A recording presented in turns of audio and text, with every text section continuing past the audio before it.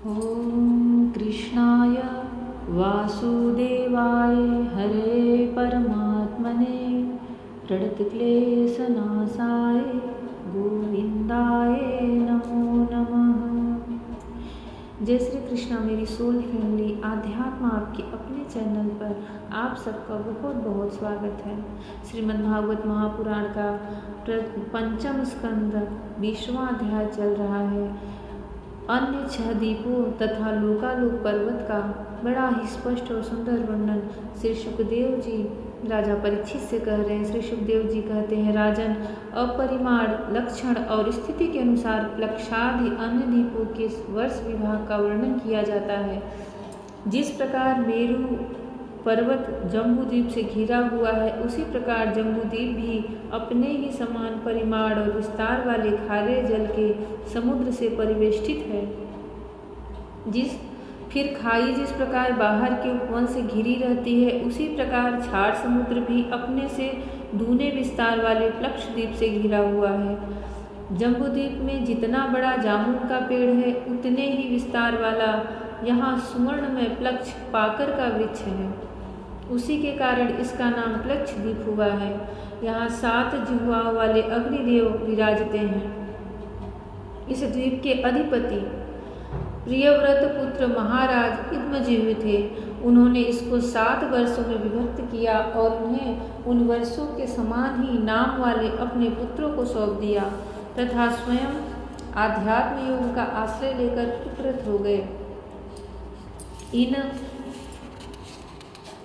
वर्षों के नाम शिव, यवश, सुभद्र, शांत, क्षेम, अमृत और अभय है। इनमें भी 7 पर्वत 7 नदियाँ ही प्रसिद्ध हैं। वहाँ मणिकूट, वज्रकूट, इंद्रसेन, ज्योतिष्मान, सुपर्ण, हिरण्यष्ठ और मेघमाल ये 7 मर्यादा पर्वत हैं तथा अरुणा, नृम्ना, अग्निरसी, सावित्री, सुप्रभाता, ऋतंभरा और शतंभरा ये 7 महानदियाँ हैं। वहाँ हंस, पतंग, ऊर्ध्वायन और शत्यांग नाम के 4 वर्ण हैं। उक्त नदियों के जल में स्नान करने से इनके रजोगुण तमोगुण क्षीण होते रहते हैं। इनकी आयु 1000 वर्ष की होती है। इनके शरीर में देवताओं की भांति थकावट, पसीना आदि नहीं होता और संतानोत्पत्ति भी उन्हीं के समान होती है। ये त्रयी विद्या के द्वारा तीनों वेदों में वर्णन किए हुए स्वर्ग के द्वारभूत आत्मस्वरूप भगवान सूर्य की उपासना करते हैं।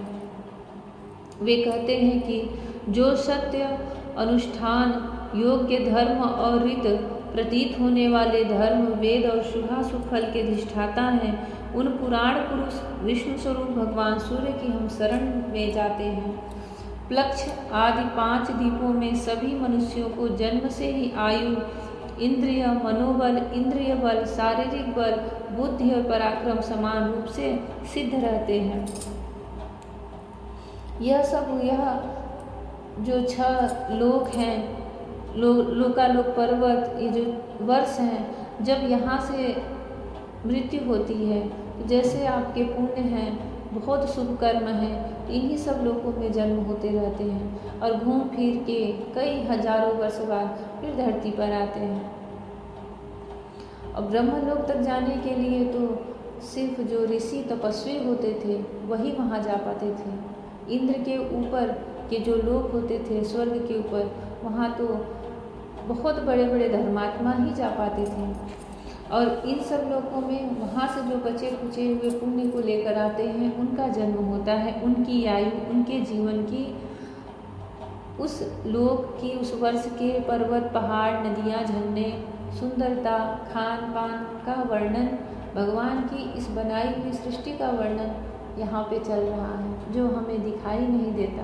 सिर्फ हम पुराण और वेदों से ही जान सकते हैं। लक्षद्वीप अपने ही समान विस्तार वाले इच्छुरस के समुद्र से घिरा हुआ है। इच्छुरस मतलब गन्ने का रस। उसके आगे उससे दुगुने परिणाम वाला सालमल द्वीप है, जो उतने ही विस्तार वाले मदिरा के सागर से घिरा है। लक्षद्वीप के पाकर के पेड़ के बराबर उसमें सालमली सेमर का वृक्ष है। कहते हैं यही वृक्ष अपने वेदमय पंखों से भगवान की स्तुति करने वाले पक्षीराज भगवान गरुड़ का निवास स्थान है तथा यही इस द्वीप के नामकरण का भी हेतु है। इस द्वीप के अधिपति प्रियव्रत पुत्र महाराज यज्ञबाहु थे। उन्होंने इसके सुलोचन, सोमनस्य, रमणक, देववर्ष, पारिभद्र, आप्यायन और अभिज्ञात नाम से 7 विवाह किए और इन्हें उन्हीं नाम वाले अपने पुत्रों को सौंप दिया। इनमें भी 7 वर्ष, पर्वत और 7 ही नदियाँ प्रसिद्ध हैं। पर्वतों के नाम स्वरस, शतशृंग, वामदेव, कुंद, मुकुंद, पुष्पवर्ष और सहस्रश्रुति है तथा नदियाँ अनुमति, शिनीवाली, सरस्वती, कुहू, रजनी, नंदा और राका है। इन वर्षों में रहने वाले श्रुतधर, वीर्यधर, वसुंधर और ईसनधर नाम के 4 वर्ण वेदमय आत्मस्वरूप भगवान चंद्रमा की वेद मंत्रों से उपासना करते हैं और कहते हैं जो कृष्ण पक्ष और शुक्ल पक्ष में अपनी किरणों से विवाह करके देवता, पितर और संपूर्ण प्राणियों को अन्न देते हैं, वे चंद्रदेव हमारे राजा रंजन करने वाले हों। इसी प्रकार मदिरा के समुद्र से आगे उससे दूर निपड़ना वाला कुशद्वीप है। पूर्वोक्त द्वीपों के समान यह भी अपने ही समान विस्तार वाले घृत के समुद्र से घिरा हुआ है। इसमें भगवान का रचा हुआ एक कुशों का झाड़ है, उसी से इस द्वीप का नाम निश्चित हुआ है। वह दूसरे अग्निदेव के समान अपनी कोमल शिखाओं की कांति से समस्त दिशाओं को प्रकाशित करता रहता है। राजन, इस द्वीप के अधिपति प्रियव्रत पुत्र महाराज हिरण्यरेता थे। उन्होंने इसके 7 विवाह करके उनमें से एक एक अपने 7 पुत्र वसु, वसुदान, दृढ़रुचि, नाभिगुप्त, स्तुत्यव्रत, विविक्त और वामदेव को दे दिया और स्वयं तप करने चले गए। उनकी सीमाओं को निश्चय करने वाले 7 पर्वत हैं और 7 ही नदियां हैं। पर्वतों के नाम चक्र, चतुश्रृंग, कपिल, चित्रकूट, देवानिक, ऊर्ध्वरोमा और द्रविड़ है।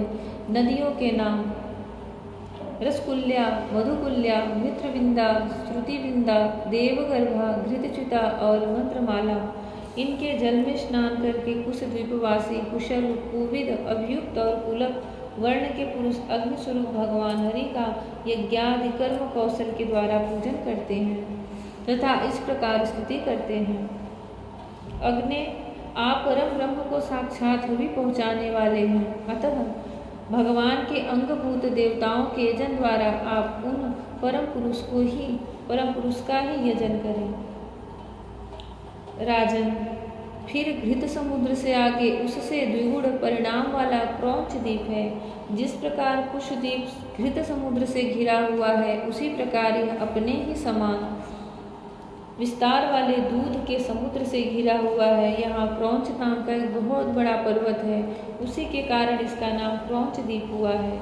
पूर्व काल में श्री स्वामी कार्तिकेय जी के शस्त्र प्रहार से इसका कटी प्रदेश और लता निकुंज आदि छत विछत हो गए थे, किंतु क्षीर समुद्र से सींचा जाकर और वरुण देव से सुरक्षित होकर यह फिर निर्भय हो गया। इस द्वीप के अधिपति प्रियव्रत पुत्र महाराज घृतपृष्ठ थे। वे बड़े ज्ञानी थे। उन्होंने इसको 7 वर्षों में विभक्त कर उनमें उन्हीं के समान नाम वाले अपने 7 उत्तराधिकारी पुत्रों को नियुक्त किया और स्वयं संपूर्ण जीवों के अंतरात्मा परम मंगलमय कीर्तिशाली भगवान श्रीहरि के पावन पादारविंदों की शरण ली। महाराज घृतपृष्ठ के आम, मधुरू, मेघपृष्ठ, सुधामा, भ्राजिष्ठ, लोहितांडव, वनस्पति ये 7 पुत्र थे। उनके वर्षों में भी 7 वर्ष पर्वत और 7 ही नदियाँ कही जाती हैं। पर्वतों के नाम शुक्ल, वर्धमान, भोजन, उपबर्हिण, नंदनंदन और सर्वतोभद्र है तथा नदियों के नाम है अभया, अमृततोभा, आर्यका, तीर्थवती, वृत्ति रूपवती, पवित्रवती और शुक्ला। इनके पवित्र और निर्मल जल का सेवन करने वाले वहाँ के पुरुष ऋषभ, द्रविड़ और देवक नामक 4 वर्ण वाले निवासी जल से भरी हुई अंजलि के द्वारा अपो देवता जल के देवता की उपासना करते हैं और कहते हैं, हे जल के देवता, तुम्हें परमात्मा से सामर्थ्य प्राप्त है। तुम भूः, भुवः और स्वः तीनों लोकों को पवित्र करने वाले हो, हम अपने शरीर से तुम्हारा स्पर्श करते हैं, तुम हमारे अंगों को पवित्र करो। जय श्री कृष्ण।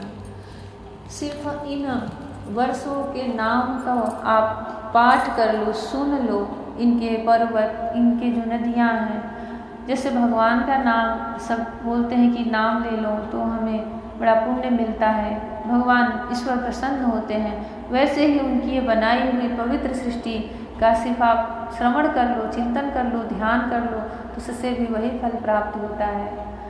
इसीलिए इसके एक एक पर्वत, नाम, जो नदियाँ हैं, जो वर्ष हैं, जो वहाँ के वर्ण हैं और जो वहाँ के राजा हैं और जो वहाँ के प्रधान देवता हैं, उन सब का स्पष्ट वर्णन यहाँ पे किया गया है, ताकि उसका स्मरण, श्रवण और चिंतन कर लिए तो उससे भी ईश्वर प्रसन्न होते हैं, क्योंकि उन्हीं की बनाई हुई सृष्टि का यहाँ पे वर्णन होता है। भगवान श्री कृष्ण हम सब पर प्रसन्न रहें और अपना प्रेम भरी दृष्टि बरसाते रहें। जय श्री कृष्ण, जय श्री राधे राधे, जय श्री कृष्ण, हरि ओम।